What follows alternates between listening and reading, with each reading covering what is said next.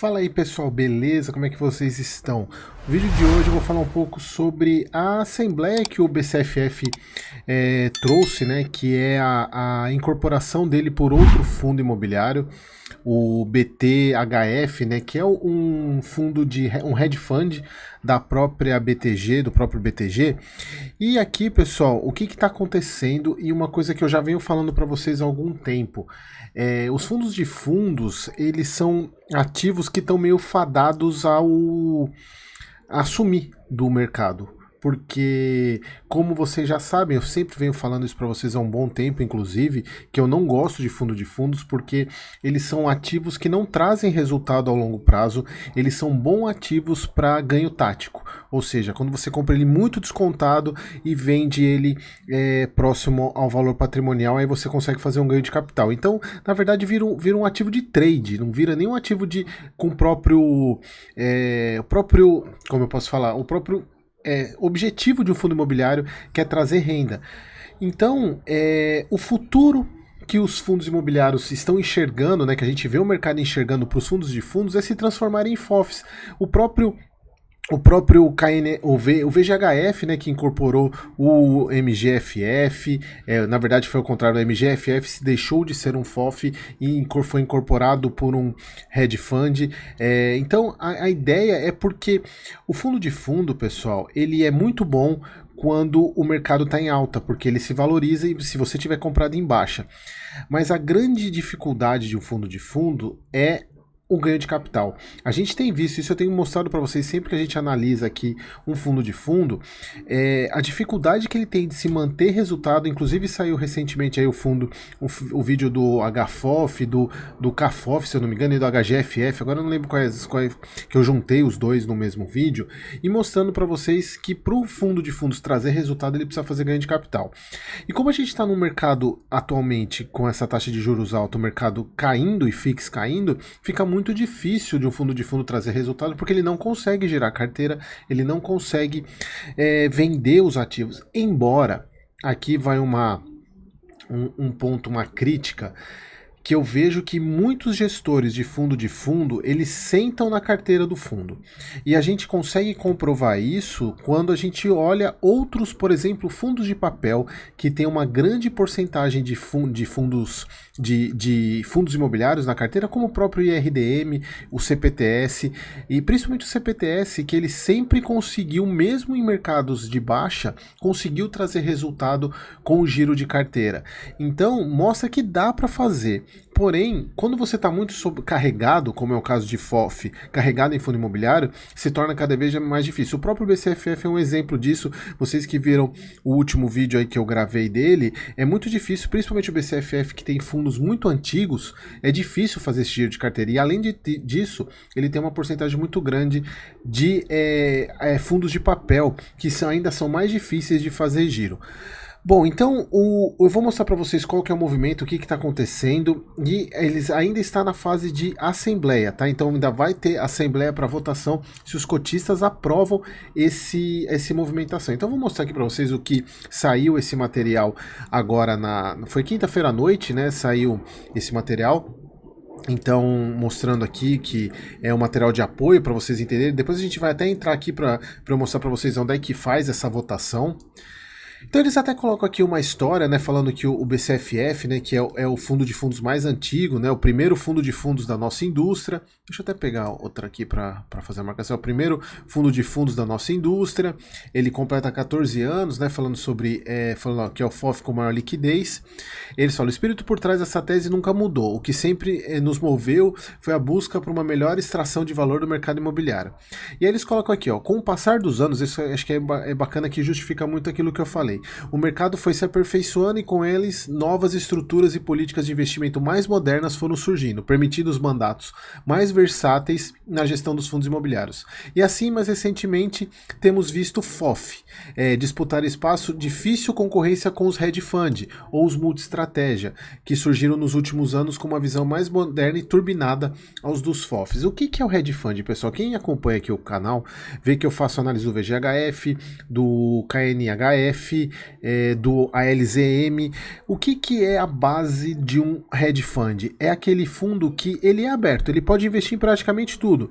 Você coloca lá no portfólio, ele pode comprar cota de fundo imobiliário, ele pode comprar ativo real, pode comprar CRI, pode comprar ação, pode comprar participação em SPE. Vocês vejam, lembra, quem só assistir o vídeo aqui no canal do KNHF, que ele tem fundo imobiliário, ele comprou imóvel, comprou prédio lá na Faria Lima, ele tem ação de empresa, de imobiliária, ele tem participação em SPE. Então, você abre o leque de investimentos, o que é muito bacana porque você acaba dando para a possibilidade do fundo trazer bastante resultado, porque você pode ter problema com uma parte de fundo imobiliário, mas os CRIs estão trazendo resultado, os próprios imóveis estão trazendo resultado, então acaba deixando o gestor mais livre, e é a evolução natural dos FOFs, ou seja, a grande maioria dos FOFs, eu acredito que o BCFF, por ser o maior desses, não só o maior, né, mas é o mais conhecido, né, inclusive tem até o próprio Thiago Nigro que investe nele publicamente, e isso trouxe muito cotista pro BCFF, e ele fazendo esse movimento, eu não vejo outra linha para todos os FOFs migrarem para esse tipo de movimento, né, transformando-se em hedge fund. Aí eles falam que tem nessa linha, né, o BTG ele criou o BTHF, que é o hedge fund, porém ele não é um fundo negociado em bolsa, ele é um fundo CETIPado, ele é negociado fora do ambiente da B3. Aí eles falam aqui, que ambos o BCFF e o BTHF coexistem muito bem, dividem cheques e otimizam o tempo e a gestão. No entretanto, ainda assim percebemos muitas sinergias e virtudes subaproveitadas, algo que para o mercado grande de concorrência não pode ser negligenciado. Então a ideia foi, eles fizeram esse estudo e proporam essa sinergia, né, juntar os dois fundos, o BCFF com o BTHF. E aí que eles falam sobre a questão dos momentos, né, acho que não vale a pena, é muita coisa pra gente ficar vendo, mas qual que é a lógica? Hoje, o BCFF ele é um fundo de fundo imobiliário CRI. Se vocês pegarem no próprio regulamento do BCFF, 2/3 dele tem que ser investido em cotas de fundo imobiliário. Ele é um fundo bem antigo, né, de 2010. O patrimônio dele, quase 2 bi, é um fundo muito grande, uma liquidez muito grande também, e aumentou quando ele virou base 10. Tem quase 400 mil, 360 mil cotistas, a taxa de 1,25. Já o BTHF é um fundo bem menor, ele é um fundo que, olha só, aquisição de cotas de FIIs, CRIs, ativos reais, ações, então ele um mandato dele é muito mais aberto. Patrimônio bem menor, né, 578, liquidez ambiente CETIP, ou seja, ele não é um fundo negociado em bolsa e tem uma taxa um pouco menor. Então, aqui é a ideia inclusive, olha só, ele tem alocação Shopping Maceió, tem ação da SYNE, tem 59% de CRI, sendo 57 CDI e 43 IPCA. E aí, qual seria a ideia do consolidado, na junção dos dois? O mandato, obviamente, uma ampliação do leque. Você traria o conceito do hedge fund para o BCFF, vantagem competitiva, sendo o maior hedge fund no mercado, juntando os dois, né? Que a gente está falando aqui de basicamente 2,5 bi de patrimônio. A liquidez na verdade, a liquidez já é grande do BCFF, então você traria o BTHF para essa liquidez. E você teria uma redução de taxa de administração, que isso daqui é um ponto que eu já venho falando há muito tempo, inclusive o último vídeo que eu fiz do BCFF que eu falo, né, que é um fundo de gestão passiva cobrando taxa de gestão ativa. E aí eles falam alguns pontos que eu já vou falar daqui a pouco das vantagens dessa troca, né? Então, como é que vai funcionar? O cenário hoje, né, tem um fundo grande, que é o BCFF, e um fundo pequeno, que é o BTHF, que um é negociado na B3 e o outro no ambiente CETIP. Qual seria a ideia? O BCFF ele vai comprar as cotas, né, ele vai investir nas cotas, porque o BTHF ele faz uma emissão e o BCFF compra todas as cotas do BTHF, só que em vez de dar dinheiro, ele entrega todos os ativos. E o BCFF recebe as cotas do BTHF. E aqui, pessoal, ficando um fundo misturado, né? Os ativos do BCFF vão para dentro do BTHF. Aqui é interessante essa compra porque normalmente acontece ao contrário. É o fundo grandão comprando o menor. Só que o que está acontecendo é ao contrário. É o fundo menor comprando o grandão. E aí se consolida no BTHF, consolidando os ativos do BCFF e o BCFF sumindo, o ticker sumindo e todos os ativos para dentro do BTHF. Essa vai ser a lógica, né? Essa vai ser em primeira fase é o que vai ser aprovado. É essa troca, né? É o BCFF comprando as cotas do BTHF e comprando com os ativos, e o BTHF recebendo esses ativos do BCFF, todos os fundos que tem e CRIs que tem dentro do BCFF. Bom, aqui tem os pontos positivos, né? O único ponto que me chamou a atenção aqui, na verdade, é aumento imediato de rendimento. Por quê? Não ficou meio claro isso. Qual é a justificativa para você ter um aumento de rendimento, inclusive para de 11% a 16%? Aqui eles acham que é meio que um viés de frame, aqui eles deram uma forçada de barra. Ganho de capital imediato. Por quê? Aí eu já vou explicar o porquê que tem esse ganho de patrimonial, ganho de capital imediato, mas não vai ser bem assim. A gente vai falar um pouquinho sobre isso daqui a pouco. Valorização da cota. Aqui eu acho que é o redução imediata do custo. Esse sim é comprovado, porque a gente viu aqui que de fato vai ter uma redução, porque o BTHF tem uma taxa de 1,15 e o BCFF 1,25, então a ideia é baixar a taxa para 1,10, né? Então essa daqui acho que é a única, na verdade não essa, né? A ampliação do mandato também, porque você vai dar mais possibilidade, porque você está tirando um fundo hedge fund do ambiente CETIP, incorporando os fundos do BCFF e trazendo o BTHF para dentro do ambiente B3, aumentando muito a liquidez. Então, esse sim. Maior do mercado também, em tese, isso não é tão impactante para o cotista, né? Obviamente você aumenta a liquidez, né? De tudo, mas assim, não tem impacto. E manutenção da liquidez, obviamente, porque o BCFF já tem muita liquidez, né? Então você vai estar incorporando essa liquidez no BTHF. Então, sim, desses pontos aqui, eu acredito que esses aqui são de fato positivos. Agora, esse ganho de capital a gente já vai ver que não é tão bem assim. Valorização da cota, a gente tem que depender, é o mercado que vai dizer isso, e o aumento imediato do rendimento, que para mim ficou meio obscuro essa informação, por que eles estão dizendo que vai ter esse aumento de rendimento, a gente ainda não sabe, a gente tem que acompanhar. Então aqui eles falam sobre a questão do aumento do rendimento, né, que vai passar do patamar de 0,7 para 0,8, de 7 para 8 centavos. Na verdade, assim, não tem muita justificativa. A redução da taxa disso aqui, sim, a redução de custos. O valorização, por quê? O BCFF hoje, ele tá nessa cotação aqui de 8 e alguma coisa, né? Deixa eu até ver quanto que tá o BCFF aqui. Essa aqui é a parte eu já vou mostrar para vocês da B3, BCFF. Deixa eu ver quanto é que ele tá hoje. 8,65, né? Então tá 8 mais ou menos aqui, 8,40, 8,60. O BTHF vai comprar as cotas, vai receber as cotas do BCFF como pagamento na verdade ele vai receber o patrimônio, né, e esse patrimônio vai vir com o valor de cota patrimonial de 9,70, que é a cota de venda. Então, essa é a cota patrimonial do BCFF. Então, em tese, você cotista do BCFF, vai tá saindo de uma cota de 8,40 para recebendo a cota patrimonial do BCFF. Então, em tese, você teria esse ganho potencial aqui de ganho de capital. E aí eles colocam aqui a questão da cota o dividend yield médio, né? Então, aqui esse é um ponto que a gente ainda vai discutir um pouco mais, essa questão do potencial ganho de capital, e aqui a dominância, né? Aumentando o valor patrimonial. Então, como que vai funcionar? O BCFF hoje tem a cota patrimonial de 9,67 e o BTHF, a cota patrimonial dele é 10,09. Essa é a cota patrimonial do BTHF. Aí a soma dos patrimônios, a cota patrimonial do fundo consolidado vai ficar em 10,9. Então como é que vai funcionar isso? Você cotista, se você tiver 100 cotas do BCFF, você vai receber 92 cotas do BTHF. Porque na verdade funciona como?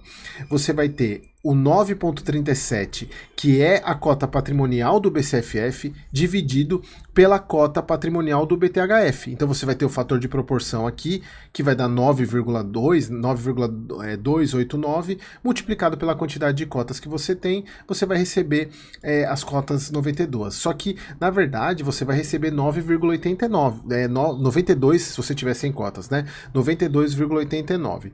O que isso significa? Significa que essa fração aqui, que obviamente você não vai receber fracionado, eles estão colocando aqui, fração a ser vendida automaticamente em leilão a preço de mercado e creditada na conta do investidor. Então você vai receber isso monetariamente. Então, pessoal, vamos fazer um exemplo aqui. Por exemplo, eu vou até pegar o Excel aqui, ó. Por exemplo, se você tiver 1000 cotas do BCFF, quanto que você vai receber? Você vai receber, vamos fazer qual que é o fator de proporção? É 9,37 dividido por 10,09. Então, esse é o fator de proporção. Então, a quantidade de cotas que você tem vezes esse fator de proporção aqui. Então, você vai receber 928 cotas, né? Então, qual que seria o ganho de patrimônio que você teria? Vamos fazer as contas aqui. Peraí, deixa eu dar um zoom aqui para ficar até melhor aqui, porque está muito pequenininho. Aqui. Vamos pensar o seguinte. Deixa eu puxar para cá. E vou arredondar isso aqui para vamos supor que ficasse um número redondo aqui. Então, olha só. Quanto que está a cota do BCFF no mercado, que eles colocam aqui, né? 8,40, né? 8 era o mercado... acho que é 8,40, né? Vamos pegar aqui, não, 8,65. Vamos pegar aqui como se fosse hoje a negociação. Então você tem 1000 cotas a 8,65. Então o seu valor monetário hoje é esse aqui, é 1000 vezes 8,65. Deixa eu pôr pra cá. Então 8.650. E aqui você recebeu 929 cotas a 10,09. Então vamos fazer as contas aqui. Você tem esse vezes esse. Então você tem, vamos ver quanto que dá o porcentagem aqui, né? Quanto que você tem de valorização, que é o que eles colocam lá, né? Esse menos esse, dividido por esse. Então você tem um aumento aqui de 8% mais ou menos. É porque, em tese, tá dando um pouco mais, porque a cota do mercado dele tá a mais, né? Deixa eu colocar em porcentagem aqui, né? 8%, né? Deixa eu só colocar uma casa decimal a mais, 8,32%. Mas se a gente pegar a cota como ele colocou lá, era 8,40, né? Vamos ver quanto que vai a porcentagem de aumento.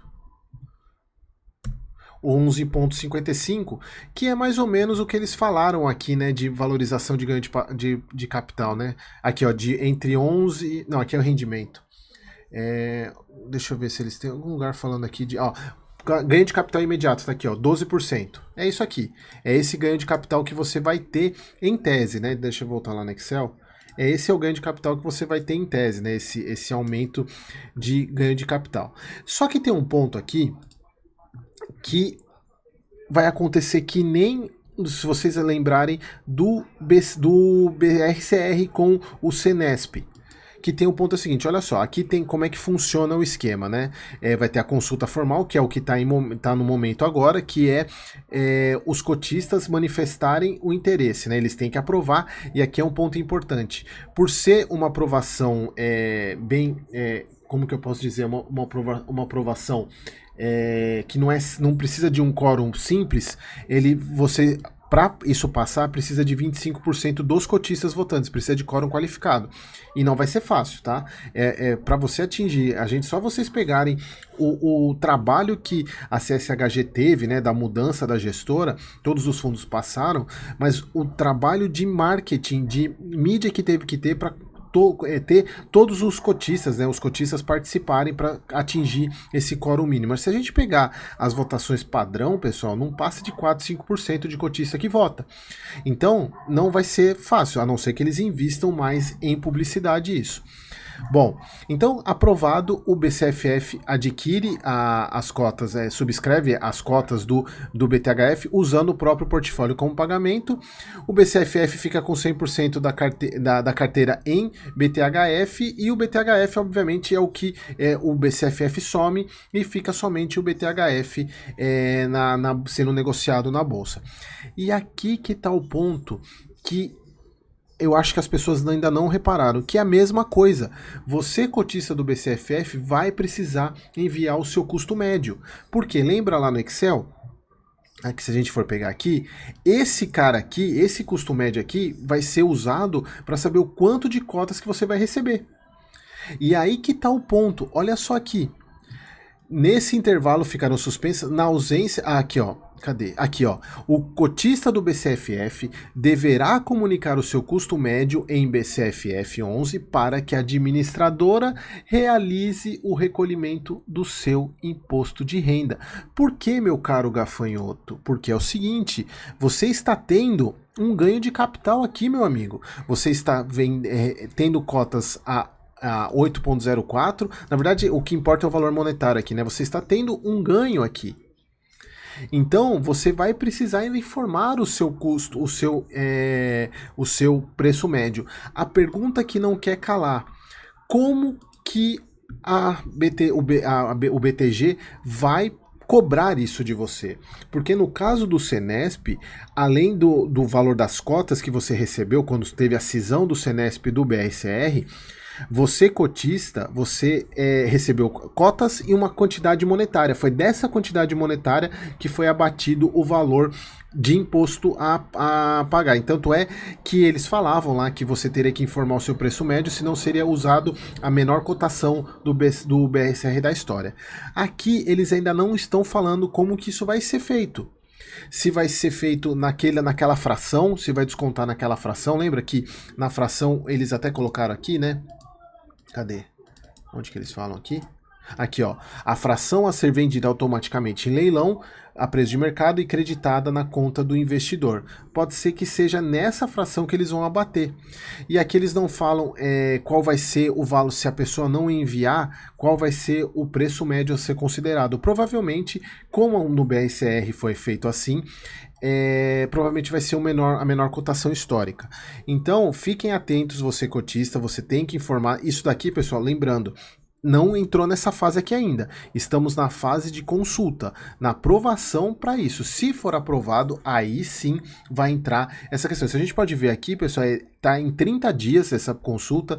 Depois, aqui o processo de emissão com a troca das cotas, mais 14 dias. Aí depois a informação do preço médio, mais 21 dias. Então a gente está falando aqui de praticamente 2 meses, um pouquinho mais de 2 meses para isso acontecer. E depois aqui, ó, os cotistas do BCFF recebem as cotas do BTHF e deixam de ter as cotas do BCFF, que será liquidado em sequência. A eventual fração de cotas do BTHF nos termos da troca será paga ao cotista BCFF após o leilão automático da B3, que foi aquilo que eu falei, a fração que sobrar. Só que aqui não está falando nada a respeito de como que esse imposto vai ser retido. Através de quê? Porque você não tem valor monetário, você está simplesmente tendo uma quantidade de cotas do BCFF sendo trocada por uma quantidade de cotas do BTHF. E o imposto, como é que você vai cobrar? Sem contar, pessoal, que esse ganho de capital que eles colocam é na hora da abertura do leilão. Como aconteceu quando teve a cisão do Senesp, a cota despencou, despencou, ela caiu muito para o mercado, ele se autorregula.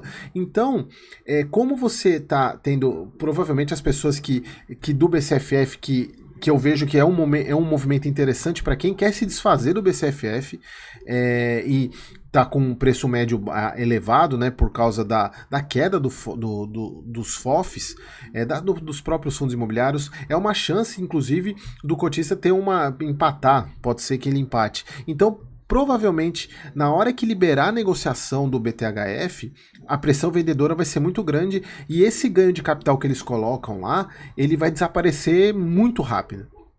Então, esse é o ponto importante, pessoal. Fiquem espertos quanto a isso. Obviamente, quando sair isso, eu venho trazer aqui.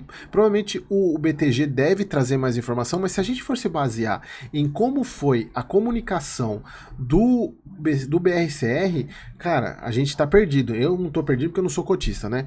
Mas a gente tá perdido aqui, né? O cotista vai ficar muito vendido nisso. Esperamos que o BTG tenha aprendido com o BRCR a se comunicar melhor. Essa assembleia aqui ficou mais bem feitinha aqui, mas se bem que eles fizeram isso no BRCR também. Tá? Então aqui esse é o ponto, aqui tem como votar, e aqui, pessoal, só para lembrar vocês, não é diferente na parte da assembleia, da votação, é no portal da B3. A informação do preço médio vai ser depois no portal do BTG, como foi o BRCR. Então, lembrando, a gente ainda não está nessa fase de informação de preço médio, a gente está na fase de votação. E se a gente pegar aqui, deixa eu voltar lá no... Eu até abri aqui, pessoal, lembra, vocês vão logar na área do investidor, e aí vocês vão vir aqui em serviços, e vão vir aqui, voto à distância, vai aparecer aqui, ó, assembleias em aberto. Como eu não sou cotista, eu nem sei se já está aberto, eu preciso ver qual que é o prazo lá, mas vai aparecer aqui, em assembleias em aberto, que você vai votar aqui nesse ponto se você concorda com esse movimento. Então, lembrando, mais uma vez eu quero falar, não adianta que vir aqui no vídeo e perguntar onde que eu informo o preço médio, porque ainda não é essa fase. A fase que estamos agora é na fase de aprovação, de votação, se você cotista concorda com esse movimento, tá bom? Bom, só para a gente fechar, pessoal, eu só queria mostrar o relatório do BTHF, que ele é um fundo setipado. Você só consegue pegar o relatório lá no portal do BTG. E aqui a gente consegue ver, né? Ele tem a carteira dele, se a gente for pegar aqui, ó, o portfólio dele hoje é 53% CRI, 9 ativo real, caixa, fundo imobiliário 16 e ações. E aí, pessoal, na hora que isso acontecer, como o BCFF é basicamente fundo imobiliário, a gente vai ver isso aqui crescer muito. E a gente já viu isso. A gente já viu isso quando o VGHF incorporou o MGFF. A carteira de fundo imobiliário dele cresceu muito. Então, esse é um ponto que eu preciso que vocês tenham em mente, porque quando faz esse prospecto aqui, é sempre tudo bonito. Mas esse novo fundo, ele vai se tornar um FOF praticamente até ele começar a girar essa carteira. Ele vai ficar com um patrimônio muito grande de fundo imobiliário. Então, é como o VGHF ficou. Tanto é que as pessoas reclamaram que ele se transformou num FOF quando ele comprou o MGFF, e a estratégia dele era ir vendendo os fundos e tentar fazer um ganho de capital, ou trocar, né, ou realocar o que ele ganhou, o que ele vendeu de fundo imobiliário para CRI. Isso é a vantagem, porque no caso do BCFF, ele não consegue fazer isso, ele não pode ficar vendendo, mesmo tendo prejuízo, ele não pode pegar o dinheiro do fundo imobiliário e comprar CRI, porque o regulamento trava ele para isso. Porque ele tem um limite de CRI que ele pode ter. Já no hedge fund, ele pode, mesmo vendendo no prejuízo, ele pode realocar o dinheiro que ele vendeu do FOF, do fundo imobiliário, para um CRI, para um ativo real, para uma ação, o que seja. Essa é a grande vantagem que eles colocam como um mandato mais flexível. Então, pessoal, assim, o importante é que vocês tenham isso em mente, de que não é tão simples assim, não é tão benéfico ao meu ver desse jeito. Obviamente que essa é a evolução, mas assim, tome cuidado. Inclusive hoje, se a gente for ver, olha o que aconteceu com o BCFF, a cotação dele na hora que abriu o mercado subiu quase 4%. Então, porque as pessoas achando que esse é um movimento, então começaram a comprar para poder aproveitar esse pseudo ganho de capital. Só que a gente ainda não sabe como é que vai ser a apuração de imposto disso, então fiquem atentos, porque a gente ainda tem muito para alguns passos ainda para poder avançar, mas de fato o que eu quero trazer para vocês esse movimento vai ser um movimento natural para a grande maioria dos FOFs, se transformar em hedge fund, e eu acho isso muito bom, porque eu gosto muito de hedge fund, por mais que as pessoas tenham ressalva, eu gosto muito do VGHF, eu gosto do KNHF, o ALZM eu tenho uma certa ainda, porque ele é um ativo travado, ele só tem dois, ele é um multi-estratégia de dois ativos ainda, ele é pequeno, ele ainda não cresceu, mas, por exemplo, o KNHF é muito bacana, porque ele tem imóvel físico dentro do portfólio dele, é bem bacana isso. Então dá mais possibilidade para a gestão que é boa se tornar um fundo ainda melhor, porque a gestão fica muito mais livre para trabalhar, isso é muito bacana. Então, pessoal, era isso que eu queria trazer para vocês. Tomem um pouco ficou uma euforia, eu vi algumas pessoas meio eufóricas hoje. Eu vejo com uma certa euforia, e até é justificável, pessoas que estavam querendo sair do BCFF e não conseguiam. Porque a gente tem, se a gente for pegar aqui, deixa eu pegar aqui no último ano, olha só. Se a gente for pegar aqui, né? Imagina a pessoa que comprou aqui, né? Olha só, comprou aqui, olha o prejuízo que ela tá amargando 10, praticamente 10%, né? Ela pagou aqui, olha só o amargor, né? Se a gente for pegar o histórico do BCFF, se a gente for pegar aqui, a gente tá falando de praticamente 40% de perda, né? Então algumas pessoas estão vendo uma oportunidade legal de sair do ativo, né? Mas não é o que a gente viu na sexta-feira, que foi entrada de pessoas, né? A pressão compradora foi maior. Então, pessoal, era isso. O vídeo ficou um pouquinho longo. E sem falar esse negócio de vídeo longo, pessoal, eu tenho recebido são poucos comentários de pessoal, o vídeo tá longo. Pessoal, você quer vídeo curto, vai pro TikTok, vai pro Reels, aqui não é lugar de... Aqui é informação, porque, pessoal, meu objetivo aqui não é ler relatório, é analisar. E a análise tem hora que demora, não tem jeito. Tá bom, pessoal? Então, era isso. Acho que o vídeo ficou um pouquinho longo, mas eu precisava trazer essas informações para vocês. E a gente vamos acompanhar durante esse mês de julho aí essa votação, e provavelmente na hora que aprovar vai vir alguma notificação, alguma notícia sobre como vai ser a questão da apuração do imposto, como é que vai ser isso e aonde que vai ter que informar, e se a pessoa não informar qual vai ser o preço médio que vai ser usado, eu monto aquela tabelinha do mesmo jeito que eu fiz o BRCR para vocês, tá bom, pessoal? Espero vocês no próximo vídeo.